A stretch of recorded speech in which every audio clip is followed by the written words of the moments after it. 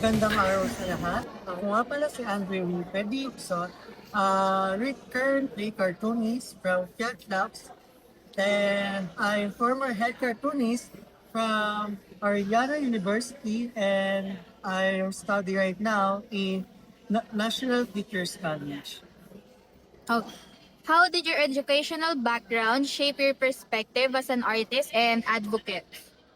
As an artist, I advocate my background because nakakatulong to sa akin and nakakatulong to as a cartoonist na mabigyan ng focus ang mga issue natin sa kasalukuyan. Why? Dahil ang social media ngayon is nagbibigay power sa atin lahat dahil lahat ng tao ngayon is nakatutok sa social media. So, as a cartoonist, prefer ko talaga magkaroon ng digital and traditional. So, dalawa yon inaaral ko. Why? Para magkaroon ako sa traditional, sa papers naman, sa newspaper, and sa digital naman is para ma-publish naman siya for Facebook page. For that, I help myself and I help community para magkaroon ng boses. Sabihin natin, sa simpleng art, pero iba pa rin ang impact pagdating sa pagbibigay ng meaning. Dahil dito, naipapahayag ko kung ano ba yung nagiging galit or nagiging hinanakit ng taong bayan para sa atin. Okay. So, do you prefer ba na digital art or traditional art yung gamit mo? Uh, for me is traditional. Bakit? Kasi sa traditional, doon natin nakikita yung talent and doon ko rin nahubog ang sarili ko simula hanggang ngayon na traditional ang aking ginagamit din.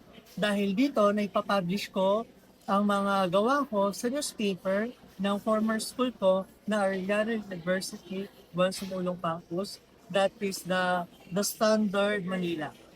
So doon, nagkakaroon ako ng chance para magkaroon ng better and good way para sa paggamit ng elements pagdating sa arts. Kung ano yung gagamitin ko, like Juan de la Cruz, crocodile, and whatsoever. Basta mahigit or maganda ang kanyang kakalabasan pagdating sa arts. May difference ba sila sa kapag gumagawa ka ng traditional art to digital art? For me, we have a difference because sa digital art, technology ang gamit mo, and sa traditional art is power of skills ang gamit. Why? First, sa powers of skills tayo. Dito, nahuhubog natin and nagiging practice para sa akin na magkaroon ng linaw sa akin kung ano ba yung dapat natin maaral at ano ba yung nagiging issues natin. And sa digital naman, same din, but the digital is more on colors and maraming pwedeng gamitin na equipment unlike sa traditional. But sa digital, pwede mo din mahubog mahubog yung mga gawain natin na maayos, but in the different way is napapublish lang siya by digital. So, nasabi mo kanina na journalist ka. Do you also use your art to defend human rights or meron bang human rights issue that is closest to your heart and why? For me, as a journalism, nagiging impact talaga sa akin ang every issues na pumapasok sa amin. And every field and every issues is I felt my heart. Una siguro isipin ko yung pumasok sa aming issue siguro yung 500 tuwing Pasko na sabi ng DTI na kasya na ang 500 para sa Pasko. Ayun ay nagawan ko ng digital art sa aming Fiat Labs. So, doon ko naramdaman na nagtataas ang inflation rate no that time, but pinahayag nila na 500 lang daw sapat na. But for me, it's not good or hindi siya sapat para sa atin dahil alam nating 500 pesos pa lang, one day a meal lang yan para sa isang buong pamilya. Kaya ayun, ginawan ko siya ng arts and naging big impact siya sa akin at sa mga naging nakakita nito and sa mga naging ka-journalism ko. Dahil lahat tayo is nakaka-relate na may ganon na nangyari, tapos parang ini-itsupwera na lang nila tayo na okay, may magawa na lang. Siguro Kaya iniisip ko yun and big impact yun dahil what if i-try nilang bumaba kung magkano ba talaga ang mga bilihin.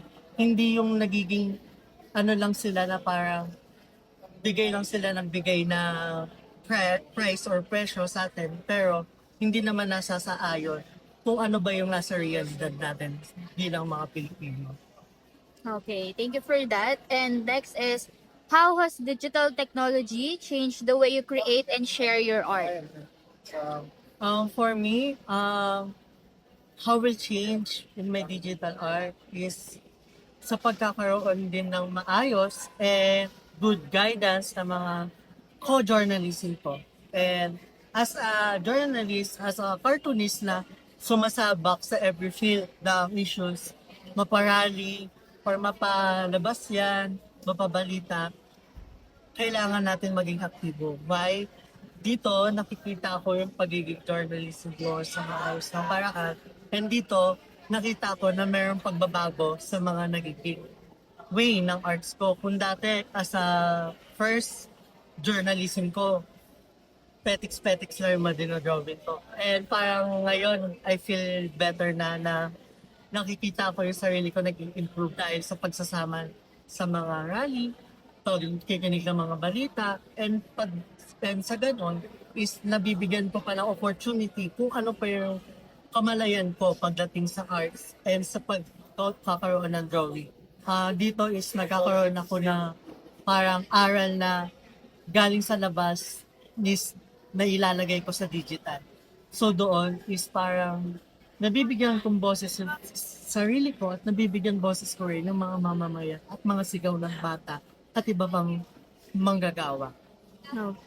Can you share a piece of artwork that had significant impact on raising awareness about social issues? Yes, for sure. No problem.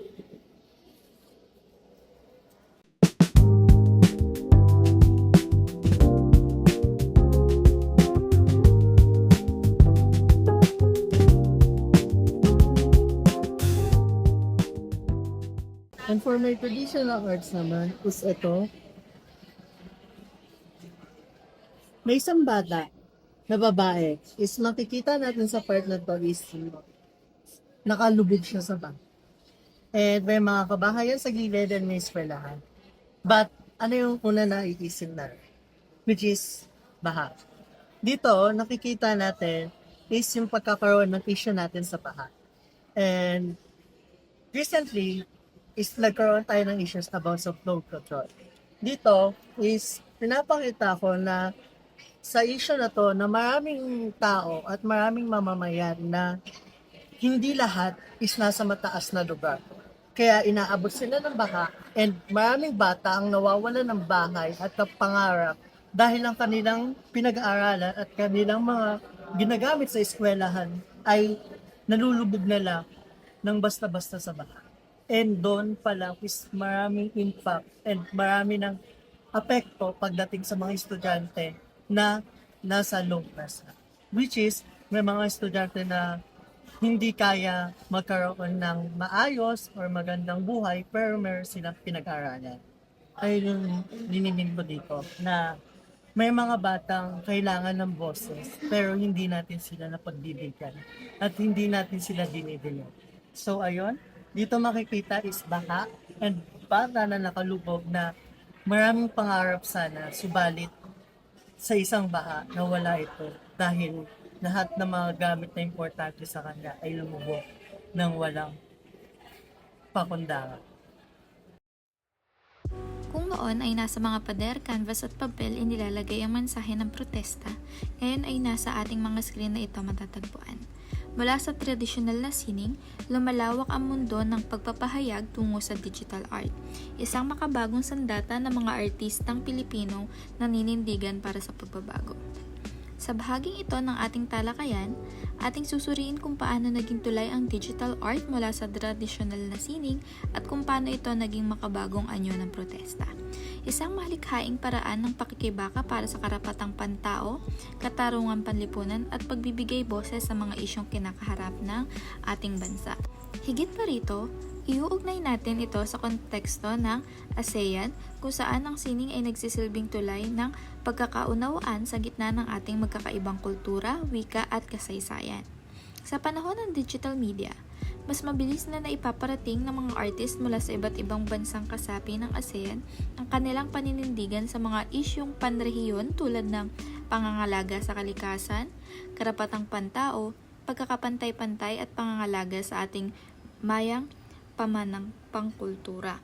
Ipinapakita nito ang digital art ay hindi lamang paraan ng personal na pagpapahayag, kundi isa ring makapangyarihang kasangkapan upang palakasin ang diwa ng pagkakaisa at kooperasyon ng buong rehiyon. What role does digital art play in modern journalism and storytelling? Ang papel ng digital art sa pamamahayag as a journalism din ay dito ko napapansin na mas broad na ang digital kaysa sa traditional. Dito is parang accessible ang digital and marami nang pwedeng gumamit. Pwede na siyang gamitin sa traditional way na paggamit ng hatching and pwede din siyang gamitin for animation and whatsoever pa. Dahil sa digital artist din and cartoonist is nagiging good and emphasize din ng digital ang mga magagandang image and magagandang pag-export pagdating sa arts. Dahil dito, pwedeng makita na accessible siya sa buong mundo. And kasi dito natin napapansin na marami na talagang gumagamit ng digital kaysa sa traditional. Why? Dahil ang digital is mas broad and pwedeng gamitin and mas essential para sa mga student ngayon and lalo na sa mga journalists dahil marami nga tutok sa social media. But sa traditional, the way that is pwedeng may publish siya, but if ever na pang school lang siya kakala. But hindi siya mabubroad like sa social media and whatsoever na pwedeng website na kalakad. Dahil ang traditional is parang may limit lang siya na pwedeng paglagyan at pagbigyan pagdating sa school publication. But pagdating sa digital, is nagkakaroon tayo ng emphasize to broad kung ano ba yung mga dapat gawin pagdating sa arts and pagdating sa mga issues as a journalism din. And as a cartoonist na mas prepared din ang digital. But I prefer both talaga. Okay. How do your artwork contribute to community awareness and social change? For that is the impact for me na ang artwork ko minsan ay big impact pagdating sa community, lalo na sa mga student. And I know, as a journalist, I'm born to be a good and I'm born to be a good person to help the other people. Because pwedeng meron akong alam na pwede kong may share sa kanila in a good way. Kaya as a journalist and cartoonist, dito ko nakikita na marami akong community na sasaayos sa pagbibigay ng artwork. Why? Dahil dito is, ang tackle ko talaga per issue, we have a different na kailangan talaga gawa ng sketch yan, gawa ng mga kailangan mabilis yung critical thinking ko pagdating sa artist. Dahil dito is napapakita ko na sa paggagawa ng digital is nabibigyan emphasize ang mga story na ginagawa ko. Tulad nga doon sa flow control, tulad sa 500 na naging issue nun, and tulad pa sa mga issues na pagdating sa school. And other than that, nagagawan ko din ng maayos and nagiging good impact siya sa mga student. Dahil isa ako sa mga nagiging bosses nila dahil maraming sumubong at maraming reklamo rin ng mga estudyante na hindi tama ang nangyayari. Minsan, hindi rin maganda ang nangyayari minsan. May mga part naman na magandang nangyayari pero hindi part. But mas more on issue talaga is problem about Philippines, problem in this country or this lungsod and whatsoever. Marami tayong problema, pero as a journalism, dapat hindi tayo natutulog. And hindi tayo nagiging pikit pagdating sa mga kids. Dahil hindi na muling etiquette ang namulat pa sa mga nag-realidad natin na patuloy na tayong sasaktan pagdating sa In your opinion, what skills should future arts educator develop to stay relevant in the digital age? For me, in my opinion, sa mga future journalism and future educator and future cartoonist din, na maging broad tayo and maging maging aware. And first of all, and always reminder to all na huwag tayo magiging one-sided. Dahil doon is para maging maayos at maganda ang naibabalita natin. Dahil minsan, ang pagiging one-sided natin is nakaka-apekto sa atin at nakaka-apekto din sa komunidad at sa mga makakali.